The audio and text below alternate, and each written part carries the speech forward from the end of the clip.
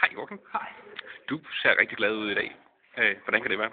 Det er fordi, jeg har fået nøglen til en ny lejlighed i Skybyparken, så for nu der er det pludselig på hotel. Fantastisk. Hvordan bliver det anderledes at bo i lejlighed i forhold til? Først og fremmest så kommer jeg jo, fordi det er en dellejlighed, til at få sammen, så jeg er ikke alene hele tiden.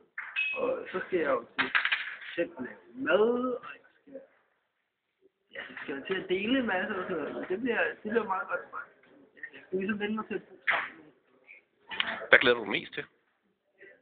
Jeg glæder mig rigtig meget til at få noget mad, der er andet end stuetemperatur. Jeg er nu nede i omkring 2 uger ristet brød, varm mad, for det skal også koldt mad. Så det bliver rart at få noget indenbords. Så det er sådan noget måske lidt mere varieret, end det er meget. Det vil sige, det er nok umiddelbart det, jeg glæder mig mest til, selvom jeg er simpelthen glad. Tak for det, og tillykke med lejligheden. Tak.